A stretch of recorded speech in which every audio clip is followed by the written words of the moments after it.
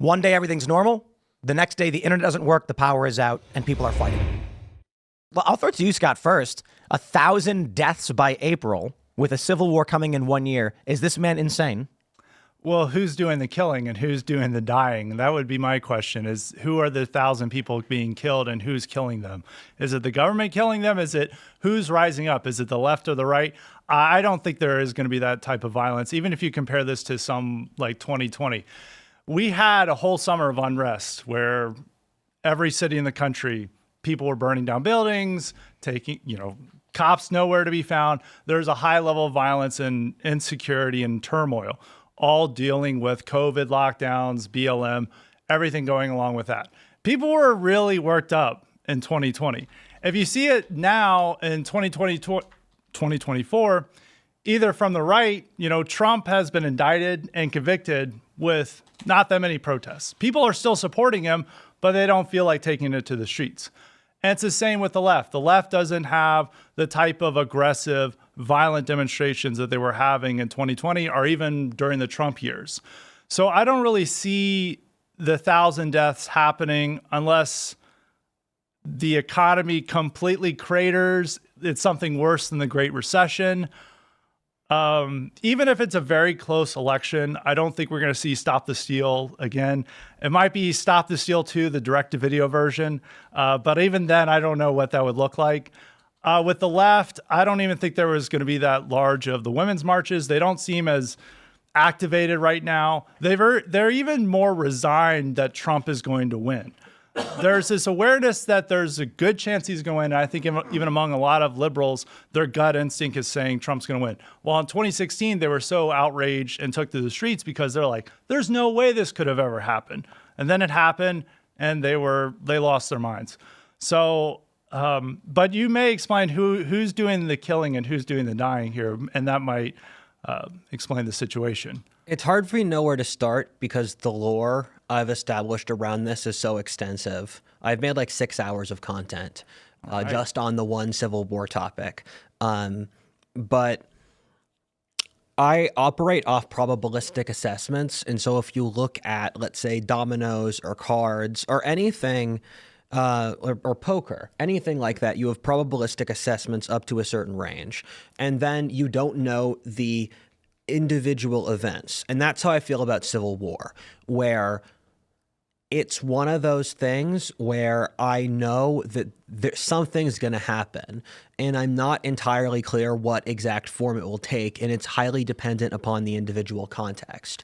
And I'm going to use World War I as an example. There were about 15 different places where World War I nearly started before World War I. It was a war that building up for decades. And you happened to get the Archduke Franz Ferdinand. And that set up World War I in a way that didn't have to happen, where Britain might not have been involved in the war. America might not have been involved. Hell, there's plenty of timelines where Austria and France were allies against Germany and Russia. Yeah. So that's how I feel about this, where I look at the incentive. I think the right and the left have to have a war. And on the last show I was on here, we talked about... You mean at like a philosophical level, the divergence between the left and the right precipitates some kind of conflict? You said they have to have some kind of war. What I meant by that is that the forces of history have built up to the level where it's the only way to solve the equation. Where we're at the point where we don't have any other mechanism to solve the underlying issues going on except war. Because you look at, I think there's like 10 issues killing America, between wages being too low, the healthcare system, aging. There's a bunch of these, and Congress isn't going to solve them. And so issues will gradually pile up until you have a war. And I've assessed... I used to have a wider time frame, but I'm making the bet that it's going to start this year for a variety of reasons. And I'm open to being wrong. I make these bets so I'm not just a charlatan making stuff up. But I think it's going to start this year. I mean, we've got a month and a half. Not even.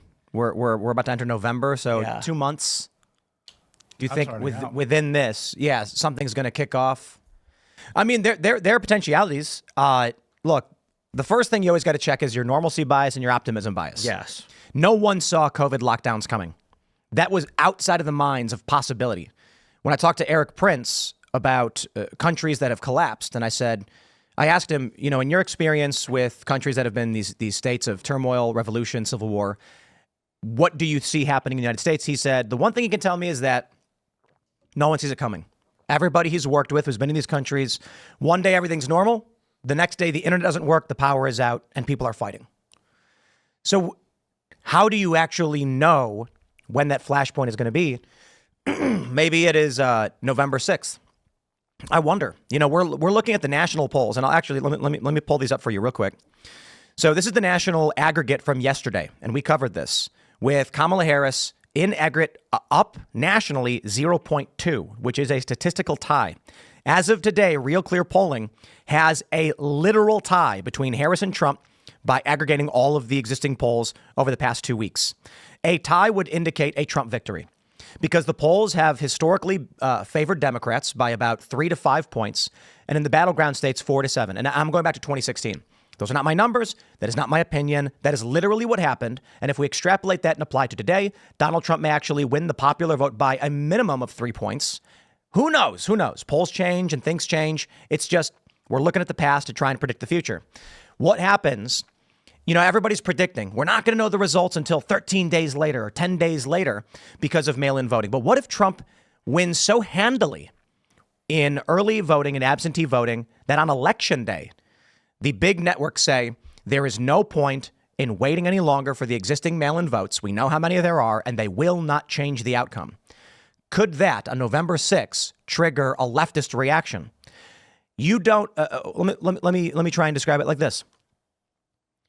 If I were to say right now that tomorrow there will be a 1,000-acre fire wiping out large portions of Appalachia, you'd be like, "What? Wait, wow, is that great?"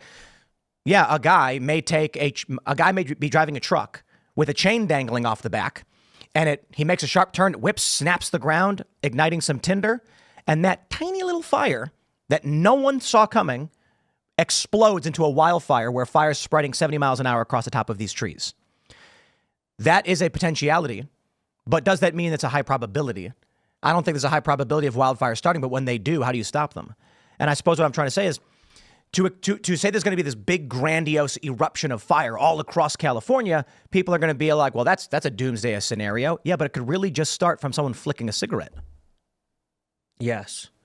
The calculation I make, and this is one of the weird logical issues in our society, is that a civil war will happen when the civil war is the rational calculation for the players involved. And this is one of the horrible things we don't want to realize, but war is normally a completely rational calculation.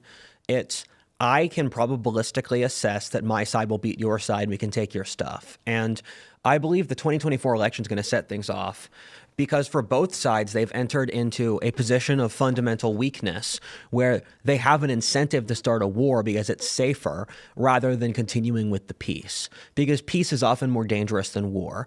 And so for the right and the left, they've pushed their hands too far, and now they need to pull their hands back because they can't survive as things go on. For the right, it's the money printing and the immigration. And those are two things that people have no comprehension how big they are. For money printing, we've added $900 billion to the deficit just since July.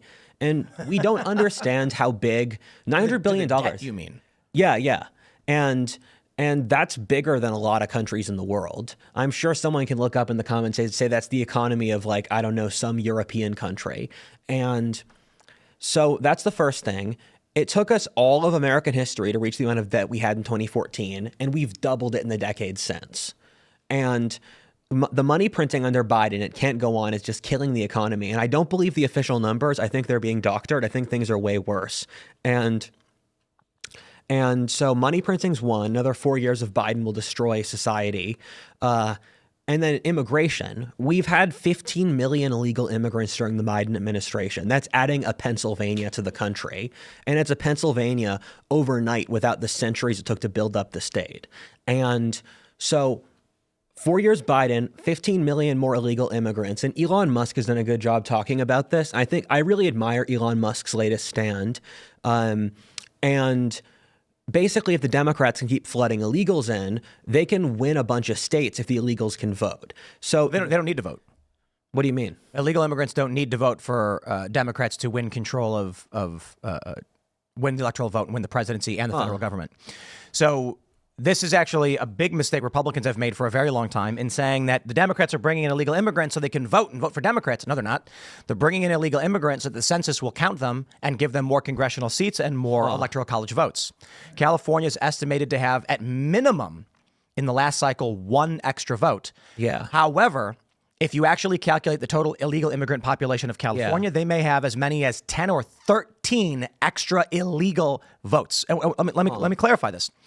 So if you have a district, a congressional district, which is 775,000 people, but 200,000 are non-citizens. They can't vote, but they do give that seat. You do the math. Yeah. Democrats can then invite in non-citizens, spread them out in such a way that they create extra congressional districts. Yes. Then when it comes to, so this is what's funny about the national popular vote and the national popular vote initiatives. It's not completely true. We saw Adam Kinzinger, everyone's roasting him because he said we should get rid of electoral college and go to a popular vote. But a popular vote may actually favor Republicans.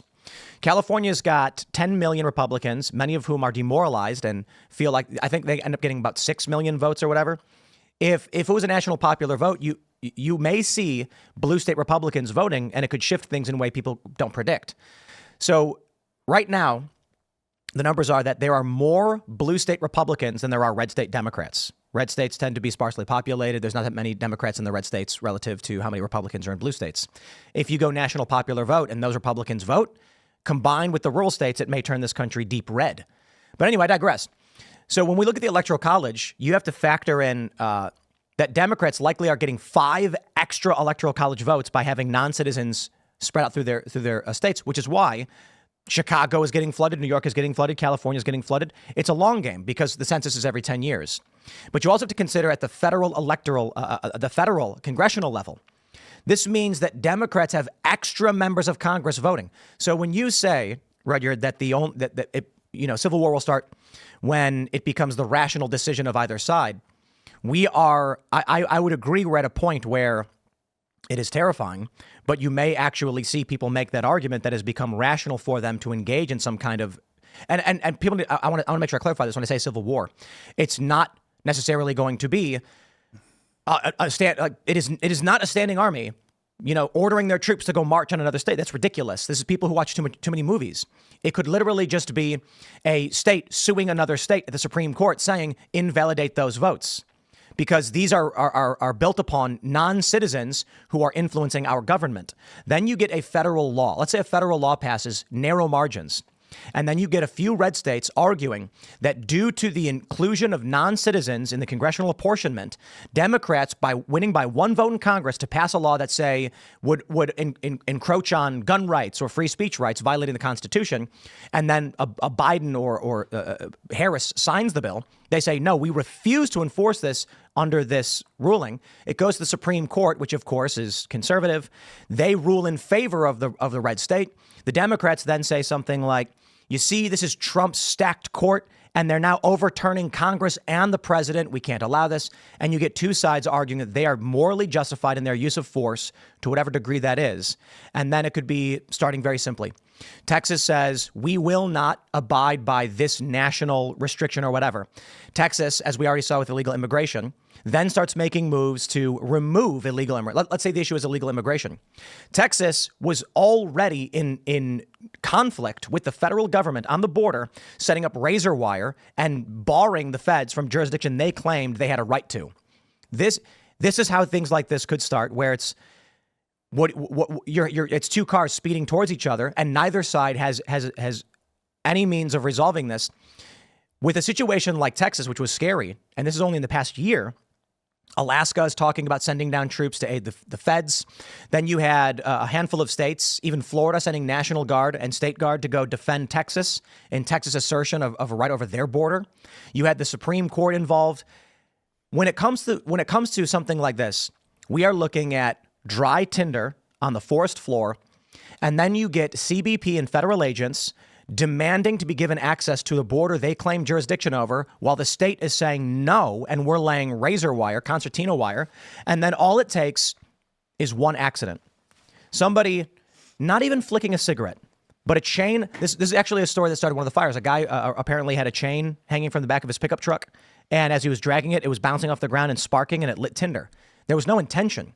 So let's say something happens where it's late at night, it's 2 a.m, and the feds say, look, this is our jurisdiction. We're going to do a patrol. State Guard or National Guard are down there, and they see some guys walking, and they're wearing polos and khakis or something. They don't know that they're supposed to be there. They're not in direct communication.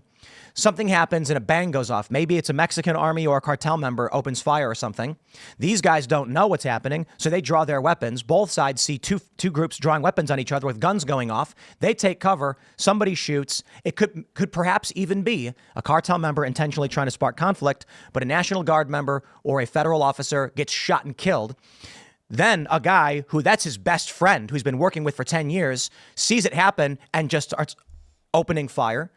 And this is where you get something nobody expects. It spirals out of control. Texas says federal agents opened fire on our guards, and the feds say they shot my friend. They were shooting at us.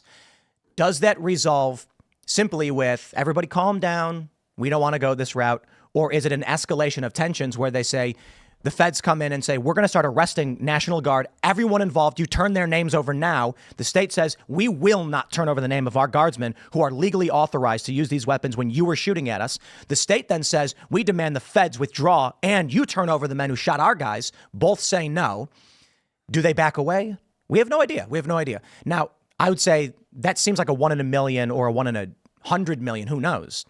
But you can imagine a scenario like that being dangerously close when the only difference in that story that I just told and what literally happened is that the feds ultimately said, we're gonna back down. Everyone's going to chill out.